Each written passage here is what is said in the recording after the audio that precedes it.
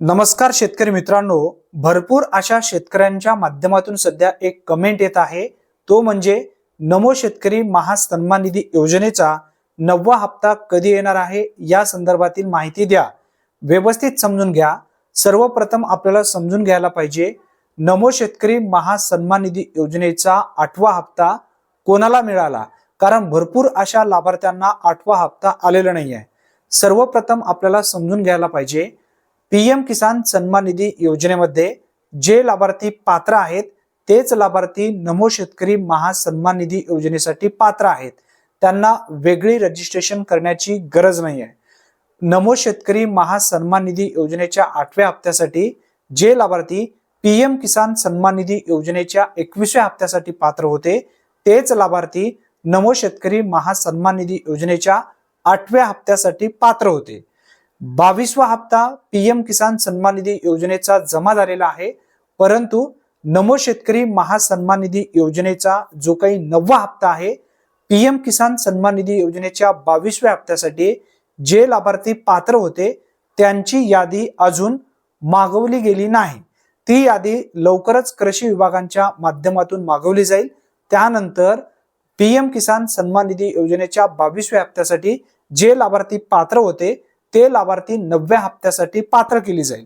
ज्यांना 8वा हप्ता मिळालेला नाही नमो शेतकरी महासन्मान निधी योजनेचा, अशा लाभार्थ्यांना 9व्या हप्त्याबरोबर 8वा हप्ता आणि 9वा हप्ता एकदाच मिळू शकतो. आता हे तुम्हाला समजून आलं असेल. आता पीएम किसान सन्मान निधी योजनेचा 21वा हप्ता जमा झाला, 22वा हप्ता सुद्धा जमा झाला.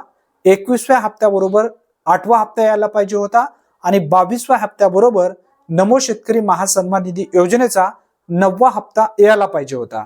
याचा जो पिरियड होता तो पिरियड सध्या तरी संपलेला आहे. आता नमो शेतकरी महासन्मान निधी योजनेचा 9वा हप्ता कधीही लाभार्थ्यांच्या बँक खात्यामध्ये जमा केला जाऊ शकतो.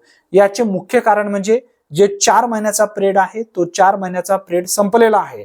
आता यामध्ये साधारणपणे 8वा हप्ता जमा झालेला आहे, जवळपास याला 10 ते 15 दिवसाच्या आसपास झालेला आहे. आता 9वा हप्ता जो आहे हे कधीही तुमच्या बँक खात्यामध्ये जमा होऊ शकतो. आता हप्ता जमा करण्याच्या पूर्वी राज्य सरकारकडून त्यासाठी एक निधी घेतली जाते आणि निधी मंजूर केल्याच्या नंतर एक GR प्रकाशित केला जातो आणि त्या GR मध्ये स्पष्टपणे सांगितलं जातं की नमो शेतकरी महासन्मान निधी योजनेसाठी किती पैसे मंजूर करण्यात आलेले आहे, म्हणजे किती निधी मंजूर झाला आहे. त्यानंतर हप्ता वितरणाची प्रक्रिया साधारणपणे 7 ते 8 दिवसामध्ये GR आल्याच्या नंतर ही हप्ता वितरणाची प्रक्रिया वितरित केली जाते. सध्या तरी 9व्या हप्त्यासाठी कोणताही GR आलेला नाही. भरपूर असे लाभार्थी कमेंट करत आहेत, काही लाभार्थी व्हॉट्सअपवरती मेसेज करत आहेत, काही लाभार्थी फोन करून विचारत आहेत. त्यासाठी हा व्हिडिओ घेतलेला आहे. जेव्हा GR येईल, जेव्हा निधी मंजूर केली जाईल, तेव्हा नक्की आपल्या चॅनलवरती सर्वप्रथम नमो शेतकरी महासन्मान निधी योजनेच्या 9व्या हप्त्यासाठी नक्की व्हिडिओ येईल. भरपूर असे लाभार्थी कमेंटमध्ये विचारत होते, म्हणूनच हा व्हिडिओ घेतलेला आहे. ही एक महत्त्वपूर्ण माहिती जास्तीत जास्त लाभार्थ्यापर्यंत नक्की शेअर करा.